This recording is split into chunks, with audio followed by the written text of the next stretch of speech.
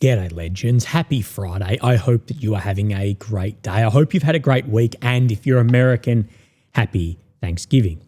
Now legends, I try and get a video up every day, and I have done for a long time except when I am really unwell. But the next 2 days I'm actually taking off for a break. I have a celebration tomorrow to celebrate finishing that year of chemotherapy. And I have friends traveling from both within my state but also interstate to come and celebrate with me. And I can't wait. I am super excited for this. There's people I haven't seen in a number of years that I saw every day while I was serving with. So we have mattresses on the floor, we have people on couches, but it will be a great time. But I will catch up with you on Monday with all of the news. Thank you very much. Now, legends, of course, as always, we do have a lot to go over. We've got a lot of maps. We need to talk about the maps. We've got some footage to look at, and we're going to look again further at the negotiation, I shouldn't call it that, but the diplomatic political process that is going on at the moment. What the US is saying, what the US negotiator is saying, and what the Ukrainian negotiator is saying, these are widely different. We'll look at that. We'll look at the reality. We'll look at how the US looks at strategy, how it's looking at Ukraine, the Donbass, how it's looking at Russia, how it's looking at China. A little bit of a deep dive on that, as well as the difficulty in ending a war like this. And that's what we'll relate the maps to that. Now, I know everyone in Europe likes to think that the maps has nothing to do with negotiations. Again, that's just not how the world works. They don't understand the book they literally wrote on realpolitik. Okay, so let's start at the maps, and then we'll move into the politics. Of course, here's Ukraine, the center of your screen, the capital of Kyiv. Red areas occupied since 22, purple since 2014. Any red check that you'll see, ground made over 24 hours. Deep State map today has 2 days of updates. The only update they showed yesterday is down in the south. We will get to that a little bit later on. So we're going to then push up to today, turn this back on, of course, ignore down in the south at the moment. And where we'll come, we'll see then in the Seversk region, but we're going to then drop down into Pokrovsk. Pokrovsk is where we see a huge intractable gulf between where the reality and geolocations are sitting and where those who have created their own pseudo-environment narrative are saying. Today, I saw a post of one of the largest people on Twitter saying that there's no evidence of Russians in Pokrovsk. Yet, there's dozens upon dozens of geolocations, and footage came out 2 days ago of Russians walking around in the center of it. As well, this map, Ukraine's own Ministry of Defense, which, of course, wants to paint a more rosy picture than it is, see this as well. But again, the truth has no defense against a determined fool to believe a lie. So let's actually look at the maps in here. Firstly, we have Mr. Suryak maps. Now, we're just going to zoom in on what he's showing here. Now, firstly, he's showing to the northeastern sector of Mirgorod, this push coming in. This is what the other mappers have shown, and this is that squeeze on this pocket that we have spoken about. But he's also showing further movement up this road here. So let's zoom in and have a look at this. This is in the direction of Harashne. Now, in Harashne today, we see cluster munitions being dropped here from glide bombs. Now, cluster munitions, once heralded as a game changer, we see in this war not used that often. And now that we see a bit of a basement trench war become, we're seeing them used not for a purpose. That's why we're seeing more of your larger munitions or thermobarics. But it's interesting to see the movement up here, which we know makes complete sense for the routes out of here, but also that weapon system being used. We'll come up onto the northern sector. Ignore the green check here. This is nothing new. That's just going from blue to green, meaning it's over 2 weeks old. And we see further on Suryak, he's talking about movement around Shakhovka and Sofivka as well, so that this area is coming then further under control all the way up to the north of Sofivka and Shakhovka, which we do know a lot of the maps on the northern sector here have shown a lot different, as well as further movement into then Dorozhne as well. Once held by the Russians, then held by the Ukrainians. It's been a bit of a flip-flop. Okay, let's look at other areas on the maps. And I wanted to show you this first. Now, we saw about a year ago heralded as another game changer. With everything is a game changer. Thermite drones. Drones basically with a thermite canister on it, dropping a stream of fire into trenches. And I said, realistically, the actual lethality of that on a large scale, I can see very limited use, but that's why we saw them then go away. This is a very, very interesting use case. Now, I believe this is off a Russian drone here, but what we see is these drone nets. And of course, we've seen these anti-drone nets put up all the way into certain areas to try and have logistics movements without drones absolutely getting smashed. What we see is this dropping thermite on these nets. Now, will this be more effective than shooting a round up the spout into these nets or multiple drones? Well, maybe so. It's just interesting to see that entering the battlefield. We know these nets, though, have a lot of problems with when snow piles up on them, of them collapsing, but worth just having a look at that footage.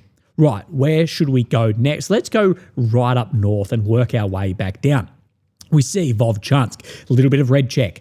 Now, why is this important? Well, this confirms 100% that the Russians are moving in Vovchansk. What is the purpose of this? This purpose here is to move troops away from the Kupiansk sector and other areas up in the northeast. We see then Suryak, AMK, they both have been speaking about this for some time. Situation north of Kharkiv, continuing advancing inside and moving down, of course. So we see in Liman, again, next time we have a war, let's not have 10 villages named the same thing throughout the country, but further movement down in this area, trying to, of course, outflank that area, as we see with any major city or basically any town or village as well. So we'll come then into Kupiansk. Let's have a look at this. Suryak maps showing Ukrainian advancement, then around Kindrashivka. So up in the north of where we see this pushing down. So we come into here, that around Kindrashivka, there has been Ukrainian successes in this area, pushing back in across then this ring road. So the maps are showing very different makeups in this sector.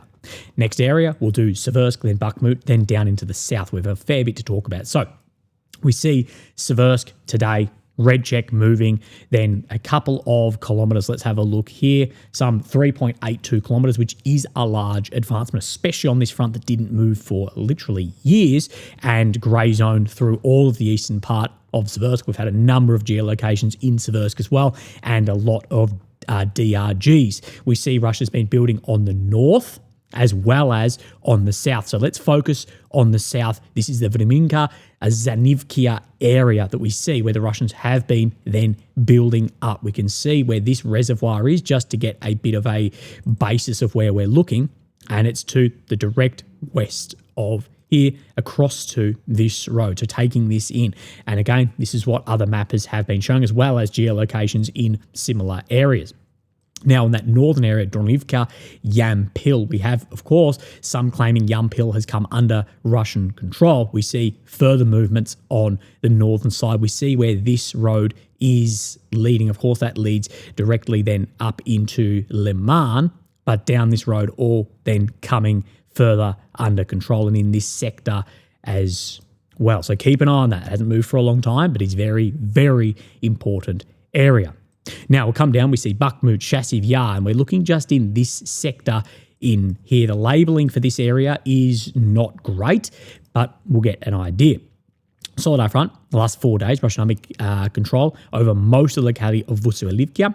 In addition, Russian forces continued battles southwards of this area as well. So what we're trying to basically aim for is where this road to Privilia is heading up to the north of here, heading towards Bodane, and that one starting with Z. So Vasilivka down this road in here, and there's a small area starting with the Z just down in here as well. And this is the thing. Now we've seen 3 or 4 days in a row of Russia, according to the maps, making advancements on this sector. Continue moving our way down, and this is where we get into the southern region.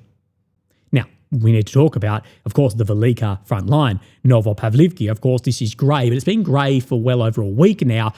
If it's been a mechanised assault and it's still grey after a week, I think it's highly likely that that would then be red. So let's look at this sector here. Of course, you can see Novopavlivka, the difference in this sector in here. They're showing a little bit of Dashne, but Suryak is showing all of this is red. He says Ukrainian army recaptured some positions north of Ivanivka. So this is Ivanivka right here. Remember yesterday's video, AMK mapping. He did discuss Ukraine pushing back in on that northern outskirt of Ivanivka. And then we need to look basically directly west of here before we move down into the Huliopol area. And a horrible thing that we have seen take place here. Look at the map. On the Pokrovskaya front, in the last 3 days, Russian army advanced west and southwest of Tikhi, taking control over the warehouses directly adjacent to the Vovcha River. This is the area where we saw, of course, those geolocations pop up. So Tikhi, right in here, let's just have a look at this map, and over the areas and the Vovcha River right in here. Why is this important? Well, firstly, we saw the geolocation in here, and the geolocation is some... Go to here, 10.2 kilometres, potentially more like 11 kilometres if Syriac is correct, not shown in grey zone. What we've said is a lot of the troops in here are saying they are reliant on the deep state map for their movements on the front. Right, let's have a look down in the south, the Huliopol area. So let's go back to yesterday. So what we saw was Grand Maid Zeleny Hay, and then to the south of Rivnapilia. Rivnapilia makes it far more difficult than for the defence of Huliopol. And then to today, further ground being made around Rivnapilia as this steps forward. But we do believe that this area is likely very incorrect from other maps and geolocations out to, in some areas, beyond 10 kilometres. So let's have a look at Mr. Syriac maps. So we see that in Huliopol front, in the last 2 days, Russian army continued to axes inside of Huliopol and Marfapil. So down in the southern pocket. So we have Marfapil here moving into those southeastern blocks of Huliopol itself. Then we'll move to the north of here, where these maps are showing very, very different. On this front, so we have Huliopol just sits just down under here. We see that these are remarkably different. During the last 3 days, Russian army made new advances in the forest of Oreshapil. In addition, Russian forces captured a series of positions with Verdane and Danilivkia. Also in the northern part of Dobropilia, captured the rest of the locations in this area. So where are we talking about? Well, we're talking from Radetsnay, where we saw geolocations, down to Dobropilia in these sectors. And you can see from Andreevkia down where this road is heading. So this is this Priluki down here. So of course on the Syriac map where my cursor is sort of where Huliopol sits, all the way up to Vedrane up here where we did see a geolocation as well, that there is a potential massive area that's looking like this that is different to these maps. And at some sectors could be 13.5 kilometres wrong and potentially could be some 15 kilometres wide as well. Now again, we don't know the control because it is porous in this area, but this is why I say, and we're about to find out really when I'm back, is I think there's going to be the largest difference between control between Syriac AMK and Deep State for the month of November.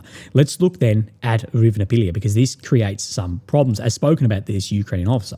In this front, the area before it, the situation may be stabilised, but probably more on a tactical level. It is possible that the newly arrived units have indeed managed to disrupt or even stop the enemy's offensive pace, suppressing their ability to develop success. So newly arrived units that have pushed into here, again, there's not some magical reserve of tens or hundreds of thousands sitting around like Twitter users will tell you.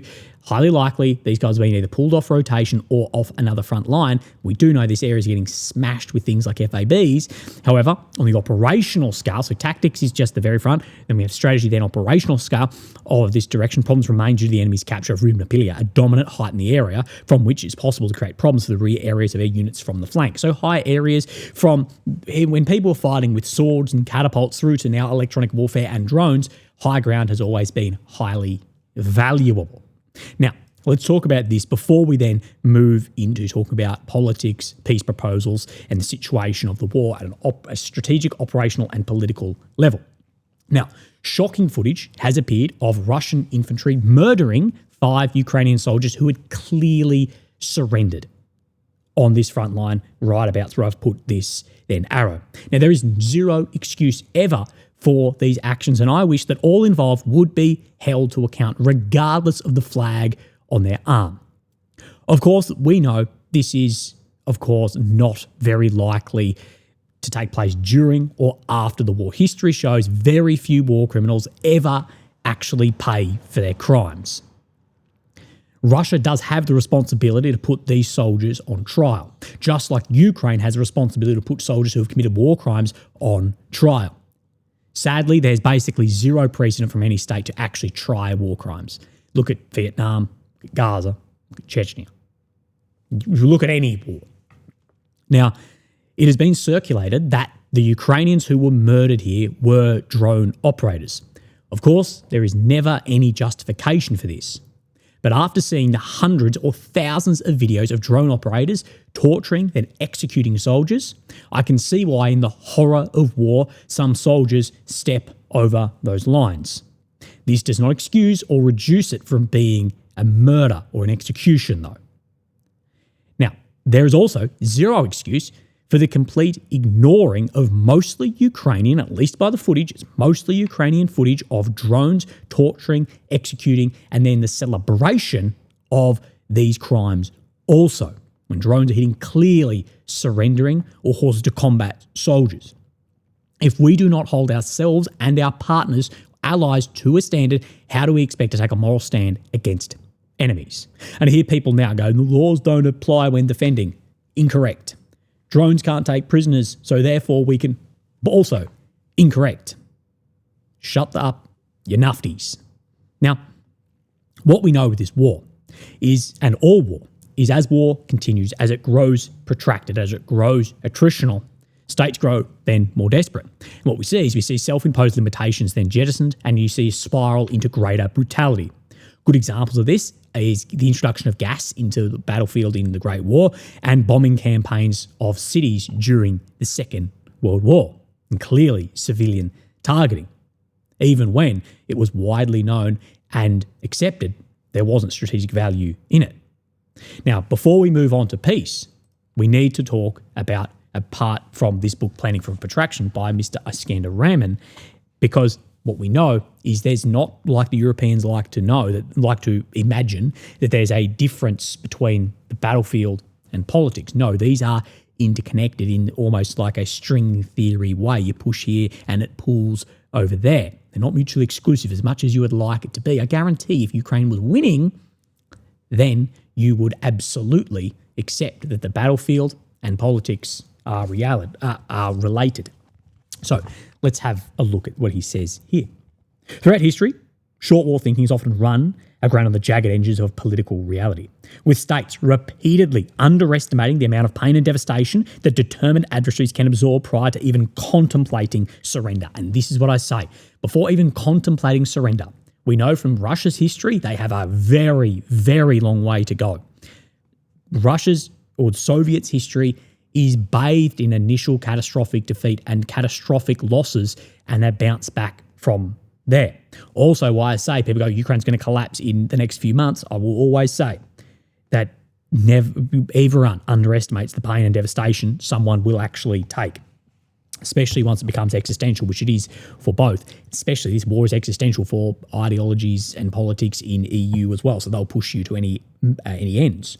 After much expenditure of blood, treasure, war termination is rendered all the more elusive by the desire to honour sunken cost. Of course, the sunken cost fallacy, the resultant escalation of commitments to serving to justify earlier military investments and sacrifices. As we see, the amount has been poured into this, that the amount has been, we will have to achieve this for victory X, Y, and Z, the amount of losses, the amount of cost.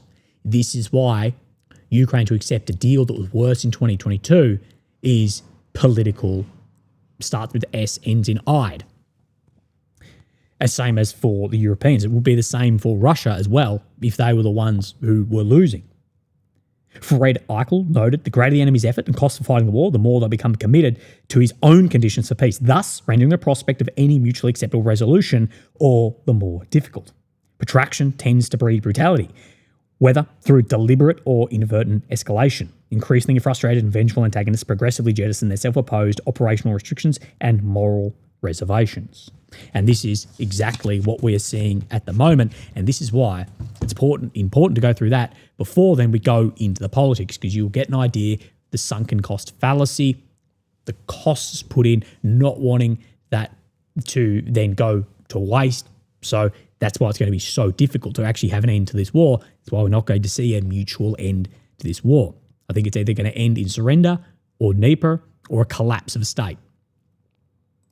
Which one it is, time will tell. But I know which one looks significantly closer. New York Times reported this. Top US negotiator warned Europeans that Russia is stockpiling missiles. From Dan Driscoll, the US Army Secretary, now the negotiator for Ukraine. Now, he's used this threat in a different way to how it's been used over the last couple of years to try and sell a quick deal. But wait, hang on. I've been getting told that Russia was using washing machines to strip out chips, which we actually spoke to a guy who works on chips and said that's literally impossible anyway. But also in March 22 that there was no missiles left. Well, let's dive a little bit deeper into this. For years, Moscow fired missiles into Ukraine roughly as fast as it could make them, but now Russia is building enough to amass a growing stockpile of long-range weaponry. Again, do we know this? Well, that was released on figures. Do we really know this? Well, not really, because the numbers of which we had seen versus what people said they could produce were always incorrect. The implication was clear. A settlement is needed quickly because of a rising missile threat that could deliver a knockout blow to Ukraine and spill over its borders. We'll see this again and again and again, this spillover borders idea that we see. When Russia is considered unlikely to significantly slow its arms production even to war ends, a halt to the conflict could remove a potential justification for Moscow to fire missiles or drones into another European country. So by halting this, then it wouldn't give casus belli for further movement into other nations. Again, this is basing off that there is then a political will, a military will, a will of the public to move into further European countries, which we have seen there's no actual evidence of this. But you can create evidence if you would like. So, but the rising missile threat, we do see, I speak a lot about the people overestimate strategic strikes, but where my calculations could be incorrect is just with drones, because these long-range drones in the hundreds or in the thousands, that can absolutely change that calculation. Will we see? Well, we'll see in winter very soon. Saying the build-up is alarming and this warning had been resonated. Traditionally, the US would have been more likely to criticise Russia for stockpiling weapons than to use arms manufacturing as a way to sell a peace deal unfavourable to the target of Russian aggression. So now they're saying, because of this, you're going to get smashed. You need to then sign a peace deal rather than criticising Russia for having more of the systems. Now, what I think is that the US are just starting to see more of the reality here. An emerging dynamic in Moscow's missile production has become a backdrop for Trump's administration's latest efforts to end the war, a push that is continuing this week as Mr. Driscoll prepares to return to Kyiv for more negotiations. Of course, Mr. Driscoll, he is the one yesterday that said that you're imminently about to lose. The Trump administration argument that Russia has the upper hand in the war, that Ukraine should accept a settlement soon, still stands. And again, this is the argument, okay, that Russia has the upper hand. What I ask, YouTubers, Twitter, all these people I've reached out to, no one comes on to argue the point of give me a metric in which shows that Ukraine is winning. Give me a metric, a theory of war, a doctrine. Give me one of those that shows Ukraine is winning. And I'm happy to change my opinion on that, but I just see from doctrine, theory of war, fire superiority, air superiority, manpower superiority, all of this. And if you bring up these numbers, but this MOD released that there was 5 gazillion fucking deaths in Pokrovsk, give me a metric that is measurable. Give me a doctrine that is measurable. Give me a theory of war. Okay? I'll listen to it. I'll put you on my show. Make me look like a fool. The US assessment that Moscow is stockpiling missiles, which is backed up by the Ukrainian military data and analyst calculations, signals an important shift for the Russian arms industry. Analysts said that Russia could use its stockpile to devastate Ukraine's already battered electrical infrastructure. It could whittle away at Ukraine's dwindling supply of air defense missiles and make areas like Kyiv vulnerable. It also wield a threat to missile drone attacks on other European nations. Again, we always see this idea of other European nations being struck, but this is shoehorned in as this is why we need to go to like a total war capacity. The warnings about a growing missile stockpile are a reversal from even a year ago, when they say evidence was Moscow was firing missiles as soon as they could build them for further strikes. Now, Newer components of missiles, including North Korean, Iranian parts, and Russia was fighting close to the limits of military industrial capacity. Now, these North Korean, Iranian arms, beats like this was always used as a buffer because to get industry going takes a very long time. We've done the exact same thing with buying back 155 shells from countries at 3 times the price we sold them to, so we can try and make our production, buying vehicles from former Soviet states, all of this as well. That's exactly how that had worked. North Korean one is a little bit different, I believe, for the training for North Korean forces as well, and their how they have an incentive for that, especially around artillery. Again, we still see there was likely a bit of a buffer there, but now we're seeing the manufacturing pick up as we would have expected. By June this year, Russia had expanded industrial capacity to assemble about 2,900 cruise and ballistic missiles per year, which of course is more than was fired in the year prior. The launches are not keeping up with production, said Fabian Hoffman, missile expert and University of Oslo, who follows the war in Ukraine. Could be replenishing stock for contingencies such as military conflict outside of Ukraine or ratchet up pressure on Kyiv. Again, we hear on this that they're going to have a military action against NATO. Ballistic missiles are already being fired into Ukraine at a higher rate than Ukraine can secure 2 types of interceptors. So Russia is not firing all the ones that they're making, but even of what they are firing, the interceptors are not keeping up with. You can see why this has a very quick spiral. Russia's stocks would only shoot up if the fighting stopped. If Russia gets away victoriously from this war, they might feel very advantageous in the future to have a massive stockpile of long-range armaments. Here we go. This is where we see typical that thinking of, therefore, we must forget what the existence of Ukraine is following this, because if the war ends, the stockpiles will shoot up because they're not shooting any of them, and next thing, we are going to have missiles flying in. Now, Russia has the only threat to NATO is in a nuclear way. If they were like, we are moving on NATO and Article 5 is going to be enacted, you would basically have to see that opened, not in a conventional sense. But the conventional sense of this, either way, stockpiles are going to increase. Do you not think Ukraine stockpiles are going to increase following if there is an end to this war? So therefore, what we must do is we must sacrifice Ukraine to stop Russia ever then stockpiling this. Exactly like then Kaya von Bismarck, Kaya von Clausewitz said yesterday of it actually should be Russia who has the limitations on their military. Well, there's no other way to do that but to win a war and therefore have your war influencing politics on the state, which we see has become currently impossible. The Atlantic has this, titled, Ukraine says it won't give up land to Russia. Ukraine's chief negotiator says conceding territory is an off-limits for peace talks. This is, of course, Mr. Andrew Yermak. Ukraine has a red line at the most contentious issue around Ukraine's sovereign territory. This is Ukraine's most contentious issue. This is not Russia's most contentious issue.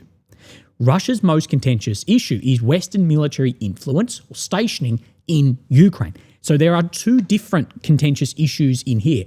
People like to paint this as the most contentious issue, to paint it as a blatant land grab. No, it is taking ground, ruining potential to attempt to influence politics so Ukraine has no potential to get into these Western systems. There's 2 different contentious issues going on here. This is why, for Russia, has the upper hand and a bit of an easier job, if you will, in an attritional war. Because Ukraine's most contentious thing is their territory. So they're not as willing to give up a territory as Russia will be. Russia will give up land, fall back, swap land. However, if it leads to their most contentious issue of Ukraine not being part of these Western institutions and destroying potential. This is why we will see Russia will fall back before Ukraine will. Different contentions here, but that due to Ukraine not wanting to seize or hold or give up any ground at all, no step back, this is why we see that attritional war imbalance happen also. That's something that's very important to understand about this war. Now, Yermak says not one single sane person today would sign a document to give up territory.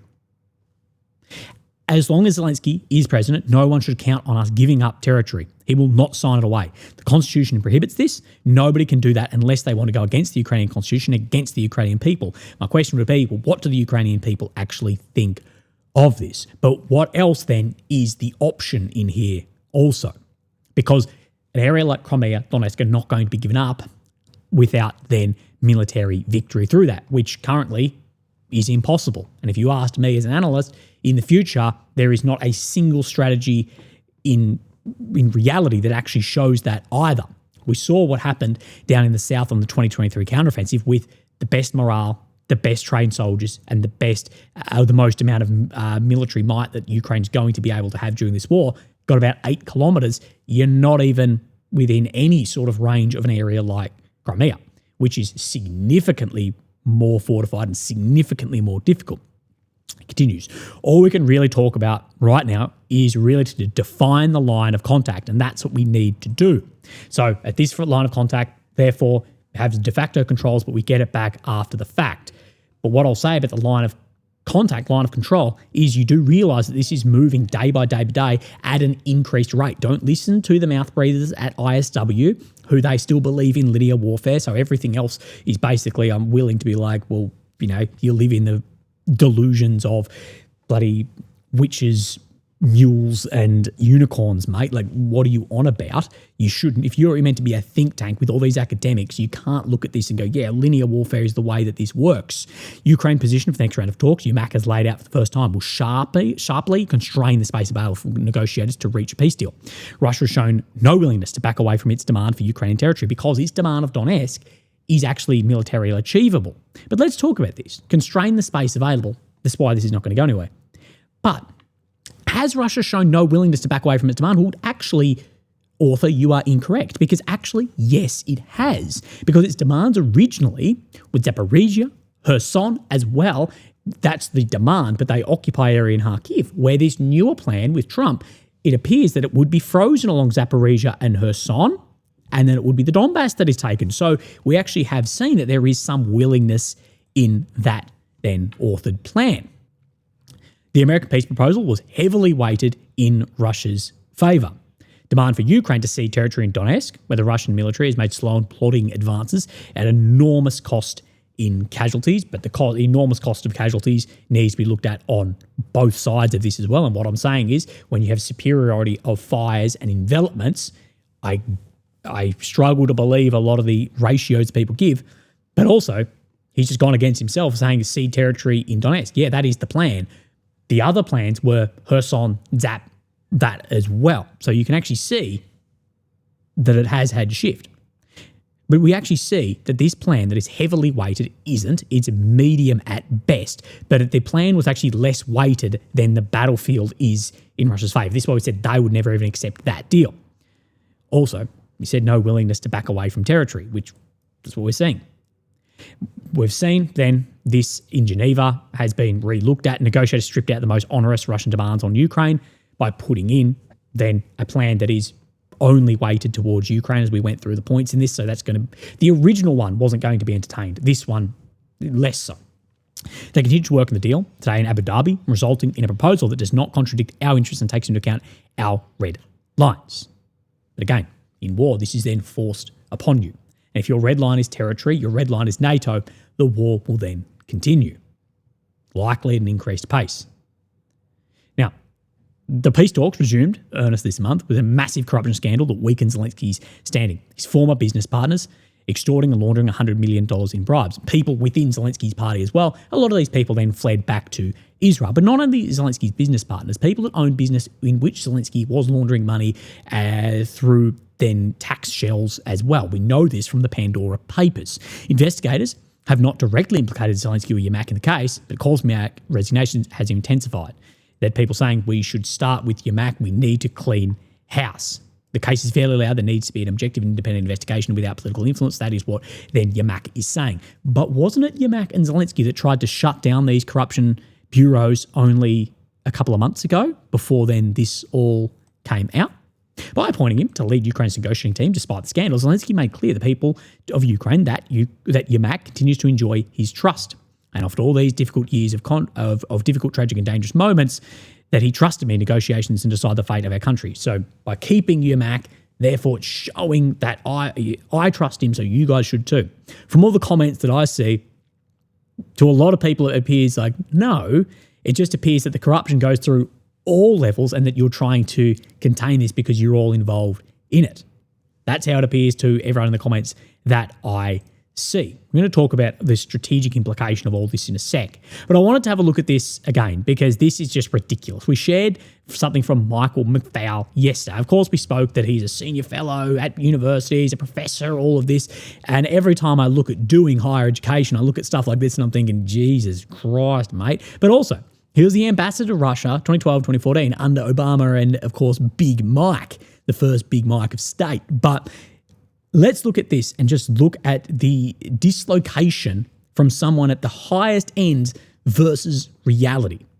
Stalemate on the battlefield is a necessary condition for ending the war in Ukraine. No, it's not. It wouldn't be stalemate because then you would still be talking about a negotiated process where Russia still occupy then 20% of the nation.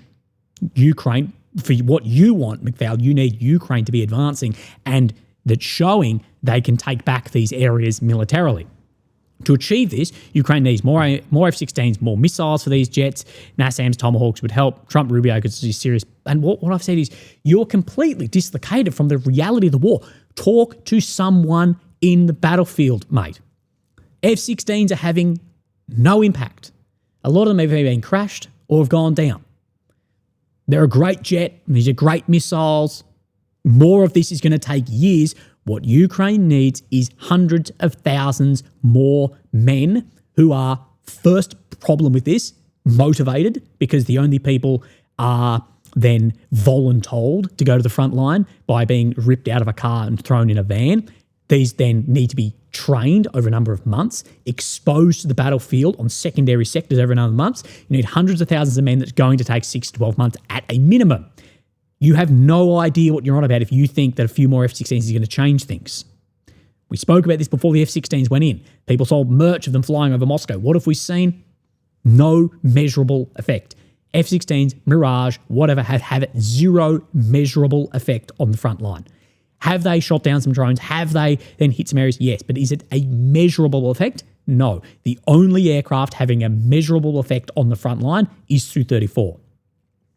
That is my reading of the situation. And this is strategic level asset only that can't deliver strategic level with the F-16. Tomahawk potential, that's still, say, 18 months away. I've got signed off here. Trump has no willingness to do this. It's also the last step in escalation. Likely Tomahawks in the numbers that you'd actually have as well would be highly intercepted because these are an older, slower system.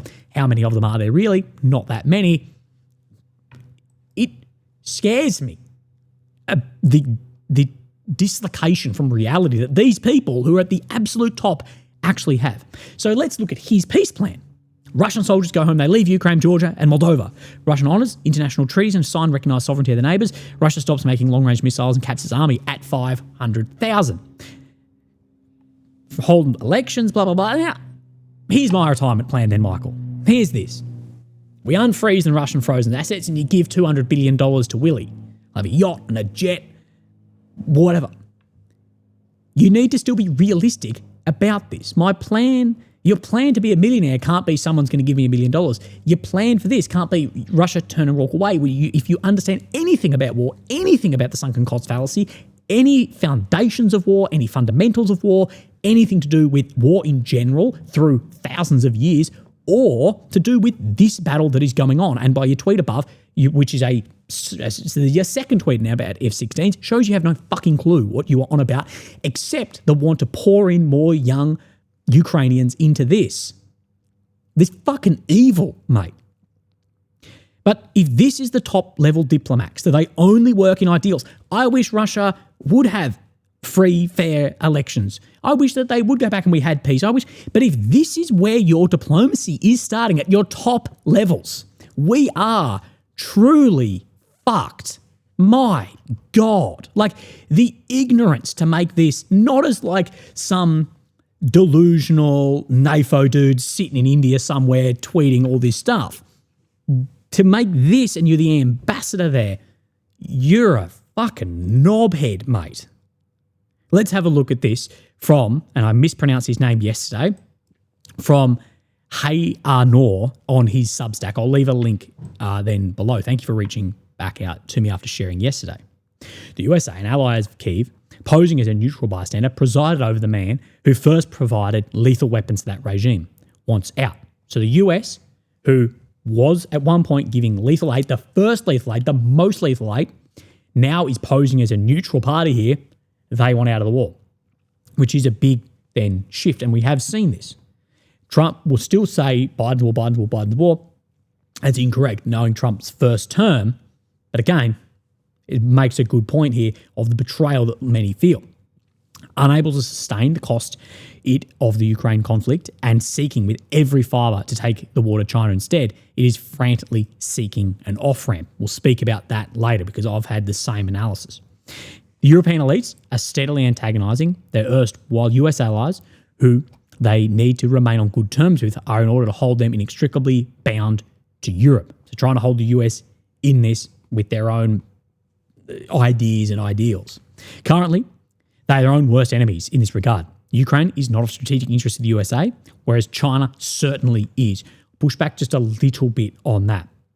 The European goon elite, Starmer, Macron, Merz, continue to talk big.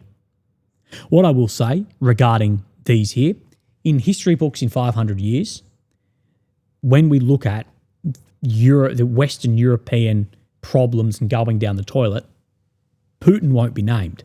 These will be named.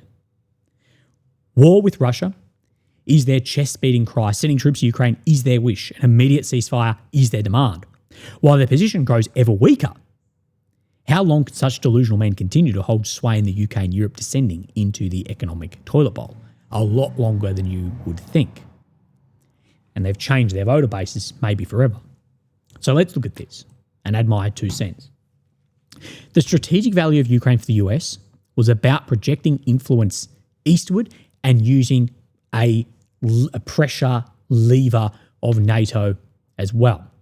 As we saw in US, UK funded research for extending Russia. Now, that same research, they warned the cost could be catastrophic for Ukraine and that there is a risk of serious fractures inside NATO and the EU. Russia will probably fall short of some of its stated demands.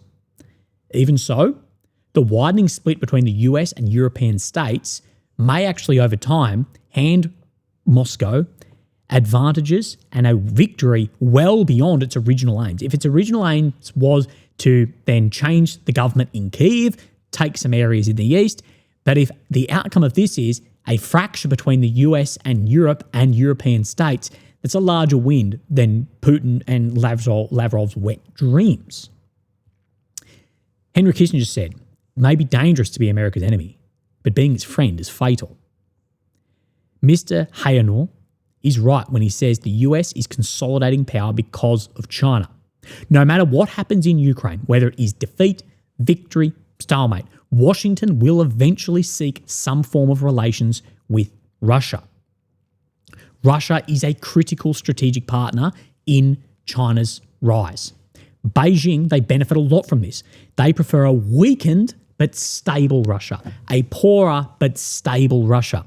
They want it strong enough that it won't collapse, but while still being desperate enough to sell resources cheap or have more influence, but they do not want a nuclear-armed failed rump state on their border. Neither do the Europeans. But China, they will gladly exploit the situation. You won't sell oil here? Well, sell oil to us or gas to us at a cheaper, they'll of course exploit this. Great powers have no permanent friends or enemies. They have strategic interest. But they will exploit the situation for potential land access, agriculture, ports. So these are some of the big problems that China actually has. Massive amounts of resources, critical resources, Arctic power, energy, selective technology. There's very few areas where Russia is more advanced in tech than China, but there are a few, as well as further extending the US. That's how China's playing this game as well as a great state power. Now, I read a report recently, I may even make a video on it, basically asking whether China's rise, if it will want to replace the US as the global police. Now, the TLDR of this is no. Although China is amassing a huge peacekeeping force and growing that, They want to keep the US engaged. The US remains objectively the most powerful military on the planet. The question around this is not raw power, it's deliverable power. Due to the US being the world police and they're extended in every corner of the globe, there is serious questions around how much can actually be concentrated on a single region as they're stretched across the globe. And that China has no want to take over in all areas, being the world police, if you will. People speak about this with Taiwan, that the US can bring a lot of assets to bear there, but how much? Because at the end of the day, they need to keep this here. They need to keep in the Middle East. They need to keep in Europe. They need to keep blah, blah, blah, blah. And it's very, very extended. Maybe you see more of an isolationist view from Trump around military, but still, this is where that article went over. Now, regarding Europe in this, and this idea that their position grows ever weaker, but the demands are ever stronger. Realpolitik says the actors with power, they shape the outcome, not the ones with opinions. Goes to what you and I have been speaking about recently of within war, when war is used as a blunt force instrument of war, when war is used as a blunt force instrument of politics, it's carved out by the sword. It's written by the pen. And the European leaders, especially the German, especially the Finns, especially the Brits, have no excuse not to understand this. It doesn't mean that you justify this, but if you don't understand that fundamental, you are a fool, you don't understand your history, you don't understand war, and therefore you actually don't understand why in recent years we have used war as a tool of politics as well. But it's only used in the guise of liberalism, democracy, so therefore they don't see it as that. They see it as some higher power, but no, it's used still as a tool of politics. I say, whether it is Mumfufu banging the next villager on the head with a stick, through to Trump moving on Venezuela. At the end of the day, the foundations of this remain the same. Hope you have a fantastic day. Hope you have a great weekend. I can't believe I'm taking 2 days off. The only time I've ever had off in the past couple of weeks is when I felt incredibly unwell or have been flying somewhere. Legends, look after yourselves. I'm going to have a great time with all of my closest mates tomorrow. I'll speak to you in a couple of days. Thank you. Bye-bye.